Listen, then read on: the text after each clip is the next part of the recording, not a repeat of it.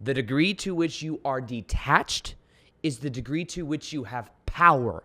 Remember that. Detachment is power. And when you talk about the vibration of not giving a shit, not caring, that is power because that person is not attached to the outcome one way or the other. And even think about that. There was a popular book that came out that was called The Subtle Art Not Giving a Fuck. Very top-selling books by a guy named Mark Manson. And it was a great book. But basically, it talks about the power of not giving a shit and how that is so powerful. Now, forgive me. I know some people listening to this are super high vibration butterflies, and they hear the little cuss words, and they're like, no, it's so low vibe. But everything is the meaning we give it. Just saying. And when we talk about the vibration, you could say, let's say it's not the vibration of not caring, but it's the vibration of not caring what other people think or not caring about the outcome. Let's say that. And when we get to that place, we get to a dangerous level of power because people can't manipulate us in the same way. We aren't feeling needy. We aren't at the whims of the outer reality. And there is a very powerful energy to not giving a shit. And there's different energy dynamics that I wrote down that I want to talk about in this episode.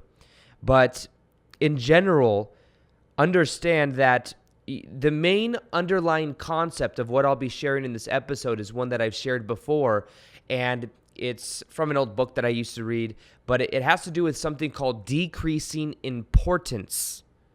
Anything we make very important, we put on a pedestal, and what we do is we vibrationally create resistance. Think about it. If you've ever been attracted to someone in your life and you put them on a pedestal, what happened? Normally, you ended up repelling them. They ended up feeling that resistance off of you, and then they put up a wall, and they weren't as attracted to you due to that resistance. Now, it's also because you put them on a pedestal. In a way, you did it to yourself. I can feel that. I'm not saying this to be some cocky person, but when I meet somebody in public that may recognize me from my videos, if they are just kind of cool, calm, and collected and like, hey, it's a much easier interaction. But if they're like, oh my goodness, Aaron, blah, blah, blah, blah, and I'm on this pedestal, it makes me feel uncomfortable. I don't know why. It's funny because back when I first wanted to be on YouTube, I thought that'd be so cool to meet people that were like excited like that. Not that they can't be excited, but what I mean is when somebody vibrationally puts you on a pedestal, you feel that resistance. You feel that expectation. You feel that sense of control too, because sometimes when I meet people expect me to be like coaching them, like, yeah, my name's Aaron, I help people expand their consciousness. What has happened in your life right now? Okay, well, this is the first thing you need to do, and then the second thing you need to do, and it's not like that. I would feel that control or that expectation if I do meet people. So I'm just kind of showing you from my own example how that kind of works energetically and the energy dynamics of it. However, in general, think about it. If you wanted a job really, really, really bad, you might have put it on a pedestal. Then you go into the job interview and you're in a way there's an inhibition to being yourself. And then the person that's interviewing you can feel that energy, and then they put up a wall. And what is it really saying? This is the crux of this whole entire idea of understanding this. What is the idea behind putting something on a pedestal and decreasing importance? What it means is our self-image, our inner self-image is not linked up to the reality where it is natural for us to be experiencing what we want. Let me say that again. Our inner self-image, the way that we see ourselves, because the way we see ourselves is projected out to other people. When we have an inner self-image that isn't confident, or we see ourselves as not deserving something or somebody, like, you're amazing, I put you on a pedestal because I'm not that worthy. You're a 10, I'm a 6, and therefore you're on a pedestal. They feel that. But remember, it's all an inner game. You could see yourself. It doesn't mean you need to compare yourself and we need to be in this, comparison game. But you could see yourself as a 10. And therefore, if your inner self-image and you feel that way because you know what you deserve, you're going to exude that out, and other people are going to feel that off of you. And then guess what? They're going to be more attracted to you. And then there's going to be more of that reflection, because that's all the outer reality is, by the way, a reflection. And anytime we make something more important, we're creating resistance around it and we're putting it on a pedestal. But remember, what it means is kind of what I was saying before. The inner self-image is not linked up to the reality where it is natural for us. And think about it, even when, I've noticed this as I've started making more and more money. When I first got into YouTube, I wasn't making much money. Then I learned a little bit of a strategy for making courses, and then also a strategy for getting coaching clients. As I started to do that, I was like, oh, it started to change my self-image a little bit. And as it started to change my self-image, I noticed that the energy changed. Whereas before, if I made $3,000 a month without having to go to a 9-to-5 job, I was like, super, that was awesome, amazing. And if I wanted to make more, it'd kind of be on a pedestal and I'd have resistance around it. But then I had the awareness. I learned how to do it. I started getting other reference experience. I talked to somebody that was really doing well on YouTube and had way less subscribers than me. I met somebody that was making like $20,000 a month on like 30,000 like subscribers, and I had 100,000 subscribers. And I wasn't making anywhere close to that. But then that reference experience said, that is possible. That is possible. I just have to learn something I don't know currently learn. Then I learned about how to launch my first course, which is a morning routine course on how to use the law of attraction and visualization, meditations. It's like a 7-day morning routine journey. I learned about that. And then guess what? After I learned about that, it became natural for me. Then it wasn't on a pedestal. But when it was on a pedestal, there was resistance around it. So one of the key factors here is understanding your own inner self-image and linking to the reality where it is natural for you. Which means that you begin to, like literally right now, imagine the reality where it's not that you don't give a shit and you don't care about anything and you're in apathy, but what it means is you're not attached to the outcome because you trust the course of your life. This is also about understanding, are you doing something that is a means to an end, or are you doing something that is an end in and of itself? I tell people all the time, if you're getting on YouTube because you want a lot of subscribers and YouTube is a means for you to feel significant or to get somewhere, it'll be a very rough journey, a very rough ride. But if you have a passion for making videos and for helping people, then it will be a much easier ride. Now, I'll be honest, when I was first getting on YouTube, it was a mix of both. I think I felt on my inner sense of worthiness. I didn't feel completely worthy. So I was exchanging information and getting value from people and feeling worthy, whole, and complete by getting more views. And that drove me for the first 2 years of making YouTube videos, just to be honest with you guys. But there was still an underlying energy there of I am passionate about making videos, and it is an end of itself in many ways. So when you're doing something, that's something to be aware of. That's why they say you want to find what you're passionate about, because whatever you're passionate about is going to be something that you do for an end of itself. You're not only going to be doing it because of the fruits that it bears. The fruits are nice, but if you actually like the process of gardening, which many people do, some people like the process of fishing. They put their fishing in the water, they sit there, they wait for 8 hours, they drink some water, some tea, some beer, whatever they do, and they sit there and chill. They're learning patience, and it's very relaxing. It's like a form of meditation. But people that go fishing and they sink the line and they're like, it's not coming out, I'm still waiting. And then when they finally reel it in, if they do, then guess what? It's like that's the 2 seconds of pleasure versus the person that had like an hour or two of pleasure of the meditation, of the process. And the person that loves doing it is going to do it more than the person that's just doing it to get fish. Of course, if you need to eat and you're in survival mode, that's a little bit different story. You'll do it just regardless, but I'm talking about the enjoyment of it. Now, anytime we put something on a pedestal, we create resistance. And, it's funny. I was listening to a podcast with Tim Ferriss and a guy named Dax Shepard, who is an actor. I don't remember. I know I've seen him in different movies. Not sure which movies. But he's an actor that now has a podcast. I haven't really watched or listened to his podcast, But I listened to a podcast with him and Tim Ferriss. And he said something interesting in there because he's been through many different movies. He talked about how he's at a level. Oh, yeah, the secret. Secret. I have something to share with you guys there, too. I just got to write down a note. So, he has been through many different acting, like auditions. And one thing he said is, he's like, it's this weird thing.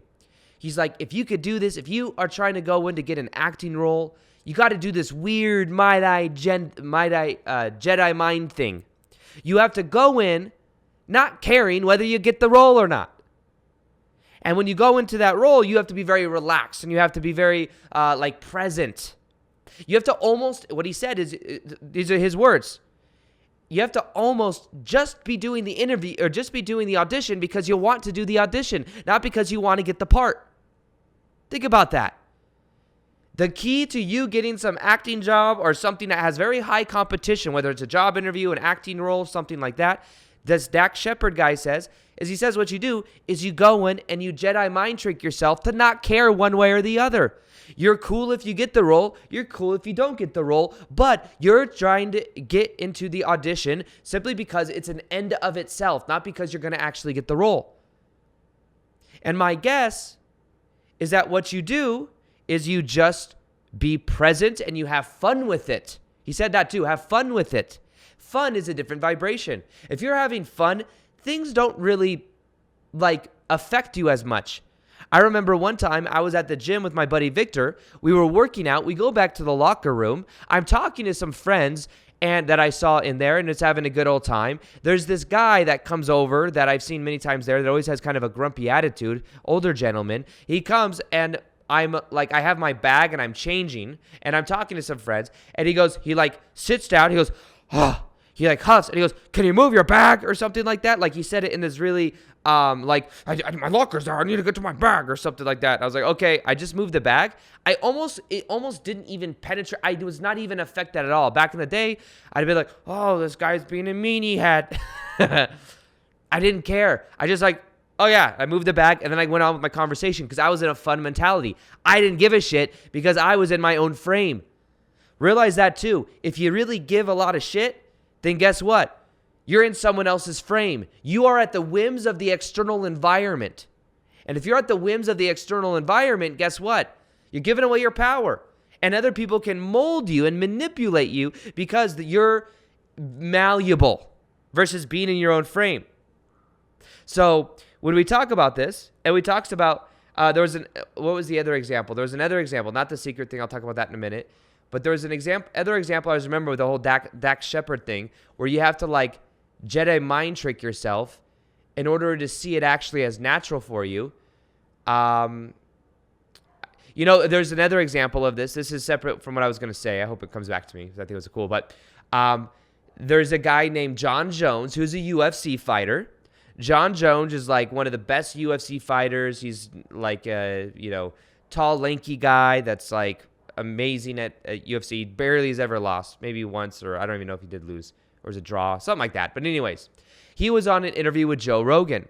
And what he told Joe Rogan was something very interesting. What he used to do before his big fights is the way he would cope with it. It was he would go on a big drinking binge a week before the fights, because what that would do is if he did lose the fight a week later, he would be able to blame it on the fact that he had a binge on alcohol the week before. So he would almost intentionally put himself at a disadvantage so that if he did lose, it almost like it wasn't as important because he could justify it and rationalize it in his mind that he went on a binger a week before and the other guy probably didn't, that he was fighting.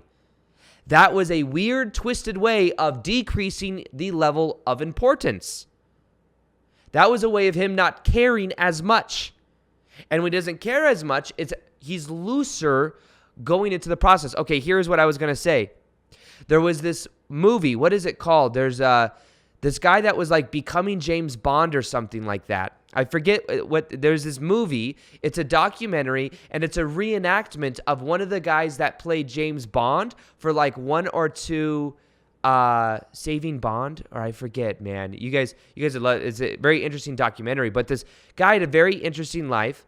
he came after, what was his name? Sean Connery. He was James Bond for only like two movies. And it's his life, because after that, he quit being James Bond. And his story, though, of becoming James Bond, it's a reenactment. It's a guy that's like 80 years old in Australia talking about his journey of becoming James Bond was very interesting. He did like a really cool life, and his quirky documentary I thought was really cool. But here is one thing that he did to become James Bond.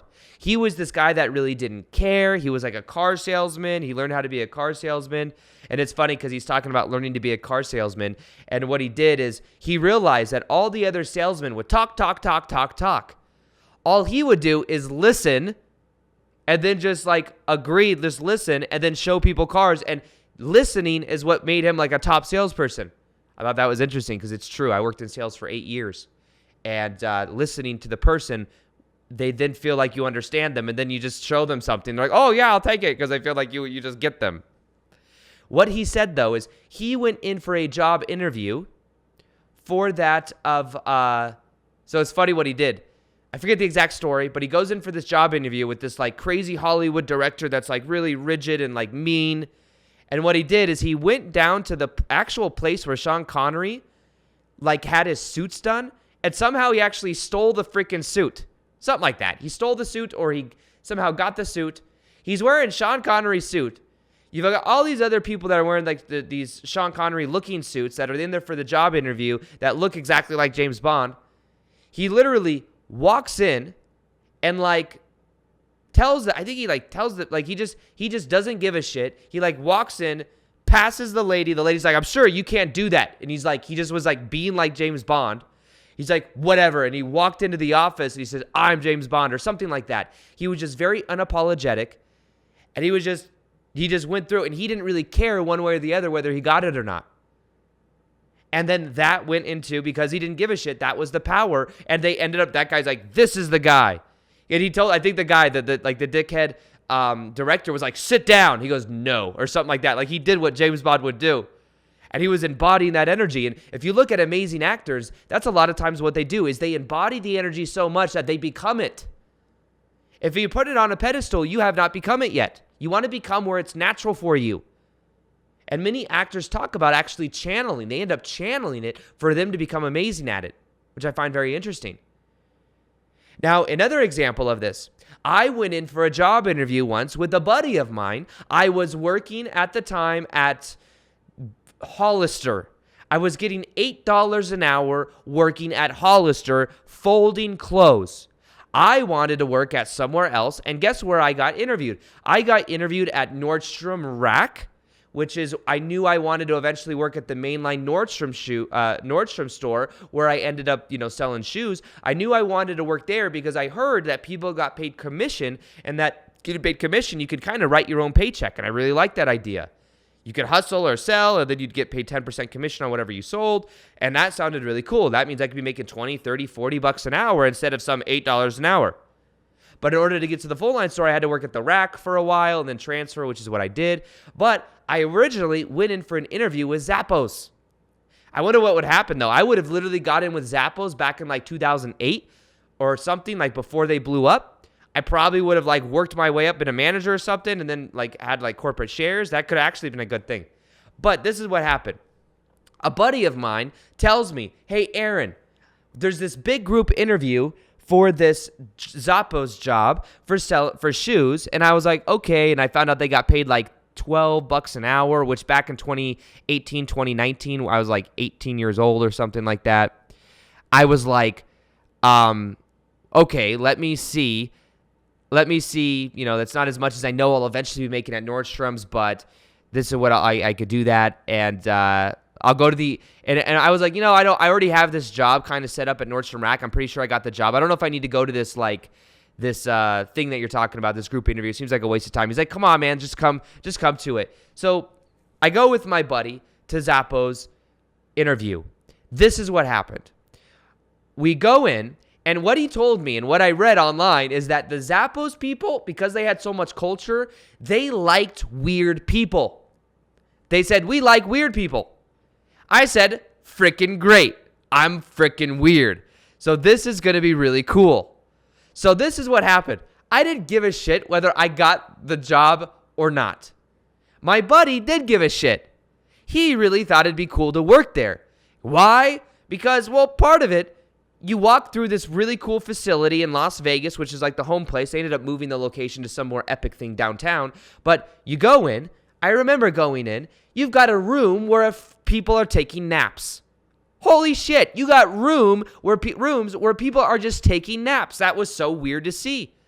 Then you go into the lunchroom and you've got like porta subs everywhere. I'm like, this is freaking cool. You mean I don't have to spend $8 a day on lunch? I could just go in and they have food catered almost every day. This is freaking amazing. Then the offices had party streamers everywhere. It was like a party. It's like, what's the occasion? It's Tuesday.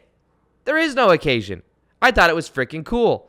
They had like game rooms. They had all this cool stuff. And I just thought it was the coolest thing ever. So what happens is then I go in for this job interview. It's like a speed job interview where there's many different managers. And when talking to these people, I'm not kidding. I didn't give a shit. I just wanted to have fun because they told me I could be weird. So they're asking me like, what do you like to do for fun in your free time? And I go, my favorite thing to do is to just jump rope. You ever see like a jump rope just laying on the table and you think to yourself, wow, that'd be fun to jump rope. And then you jump rope. And then you put on some music that you like and you jump rope to your favorite tunes. You ever do that? I wish I could do that right now. I said weird things things like that, Like I don't really think of jump roping and stuff like that, but I'm like, I'm just going to have fun with it. I'm just going to be very sarcastic and quirky and fun. And I would say things like that. And I then was like, I just didn't care one way or the other. Well, after the interview, guess what happened? I was one of the top candidates. They're like, we really want this guy Aaron. And I felt bad for my buddy because I don't think my buddy got a call back, but maybe because he put it on the pedestal. He would have actually been great for it. He's a very sociable person. I could see him doing great. But what is the energy difference here? I didn't give a shit. I just wanted to jump rope to my favorite tunes, bro. You see what I mean? That's the idea. You just don't give a shit. You have more power because you're not attached to the outcome. When you're not attached to the outcome, you are more attractive. Imagine a chick goes out with two different guys at different times. It might be kind of weird. They go out at the same time. Goes out with one guy. That guy really cares what she thinks, really wants validation, really wants support. So imagine that is one, and chicks are super intuitive. Women can feel energy more than they're just so in tune with their bodies. They can feel, okay, this guy is really excited about being around me. He really wants my validation. Puts up a little bit of a wall. Then she goes out with some other guy. And he just got to beat himself. Doesn't really care. He's just there to have a good time. Guess what? The energy's more free there. Not trying to control her. Not trying to get something from her. Therefore, she feels that freedom and she feels more loose, relaxed, and she's like, oh, this guy's really cool. There's a difference in energy there. One's more resistant, trying to control. One's more free. Anytime we have an expectation or we expect someone to be a certain way, we put them on a pedestal and we create resistance. But the key to this whole process of not giving a shit is not being attached. It's not putting things on a pedestal and making things important. Let things be natural. Let's create a mantra right now. Let it be natural. Just let go. Let it be natural. Let it be. Let it. You guys know that song, Let It Be? John Lennon, I think. Anyways, so, okay, here's another thing I wanted to talk about. I was listening to my buddy Lewis Howes. He has a podcast called The School of Greatness. And he had the creator of The Secret on it. Her name is Rhonda Byrne. Anyway, she created the movie The Secret. And listening to her interview was very interesting because she was somebody that, had a lot of success. She was 61 years old, by the way, when she became successful from the movie The Secret back in 2006. Holy shit, can you imagine all that success all at once? So she gets all this stuff. She gets all this money. She bought a Range Rover she said she really wanted, which was really expensive in Australia. And then what happens is once you get to a certain level of success, what happens is you just start not to care about money as much. You start to not really care about things as much. And it was really cool hearing her talk about this thing she went through when there was the big forest fires in Santa Barbara.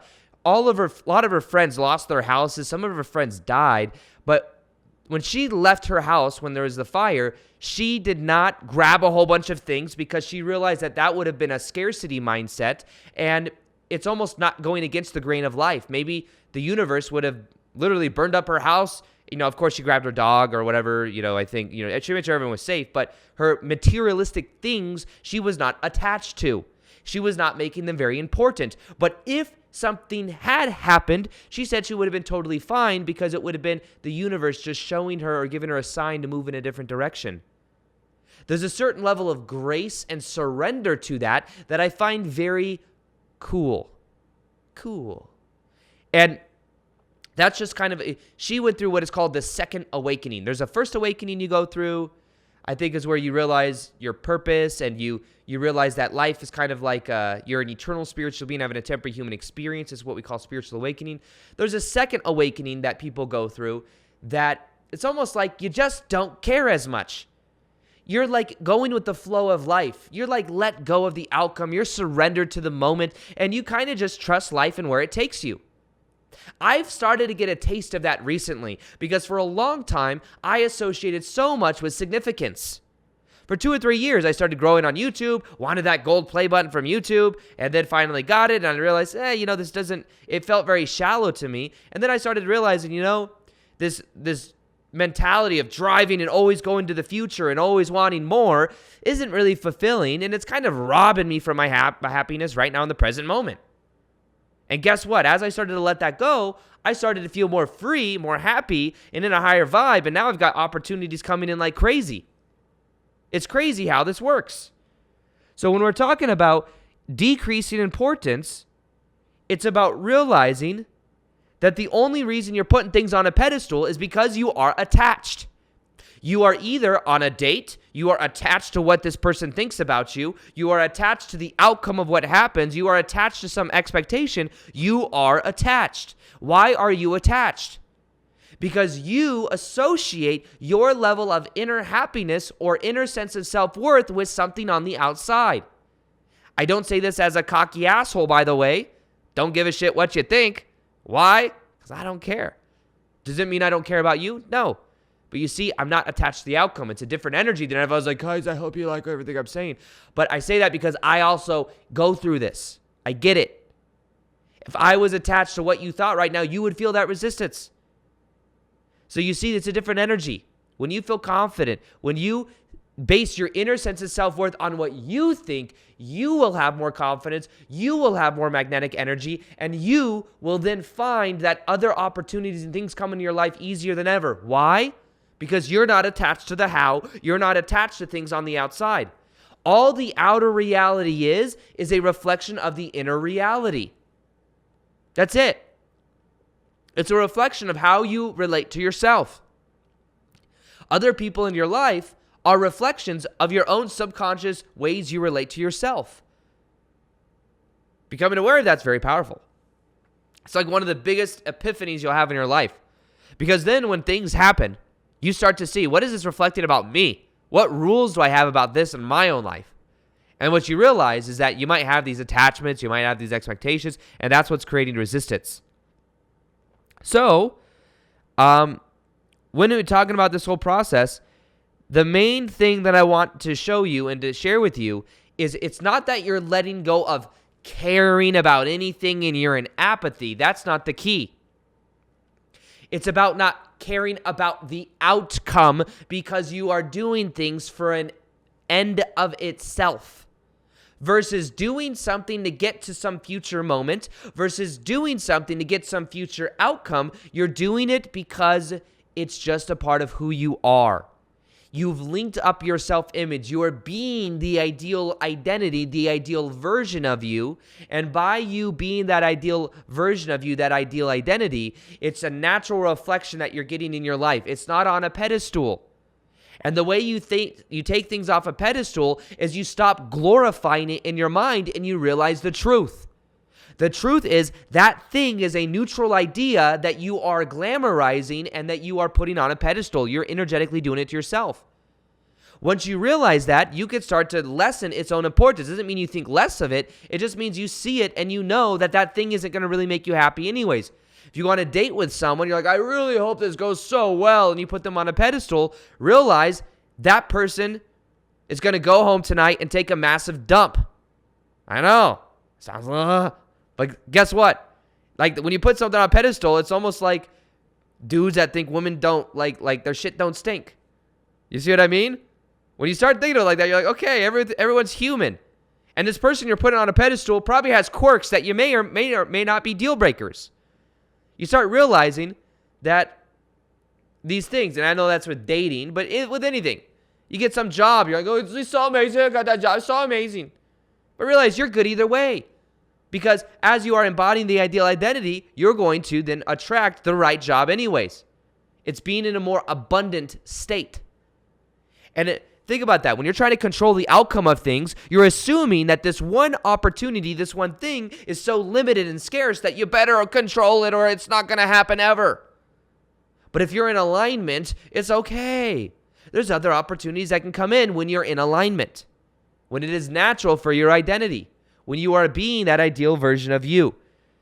So one of the biggest epiphanies in the vibration of not giving a shit is just meaning that you are in the vibe of knowing you're good either way. You're not attached to the outcome. You're okay if it happens, it doesn't happen, because you understand abundance, you understand alignment, and you understand that the outer reality is just a reflection of your inner reality. So how can you change your own inner sense of self-image?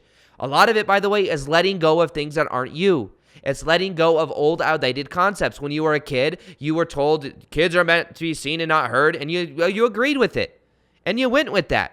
And then that became your reality. But you may have also been told you were this way, you were not attractive or whatever, and then you identified with it. So how do you feel more worthy? You let go of the belief that you're not. You question the belief that says you're not. I look at my painful past of the abuse and stuff from 7 to 16 years old with the whole ex-stepmom thing, and I realize, okay, my inner sense of self-worth was dependent on that, how I was treated, and what I'm able to do is let go of the belief that I was unworthy. Let go of the pain of the past. That a lot of times meant forgiving my ex-stepmom. Because once I forgave her, I let go of that energy inside of myself, which, remember, if I hold on to anger and resentment, I'm then projecting that out and attracting more situations into my life that reflects that back. So one of the main things I can share with you in this episode is to take things off a pedestal by realizing you can make it natural for you. Let it be natural. Let it be natural. Take it off a pedestal. You're good either way. Be in abundance. Realize that the more you can see it as natural for yourself, you've linked up your self-image, it's more powerful. But just realize that energy dynamic and surrender. When you are not attached, you are at a dangerous level of power. When you are not attached, you are good either way. People cannot manipulate you. You are not at the whims of the external environment. You've surrendered to the universe, knowing the universe can bring you something many times more amazing than your ego can think. And anytime you try to control things, you're resisting, and you're putting this inner pressure on the universe. And the universe will reflect that back to you and give you that resistance right back.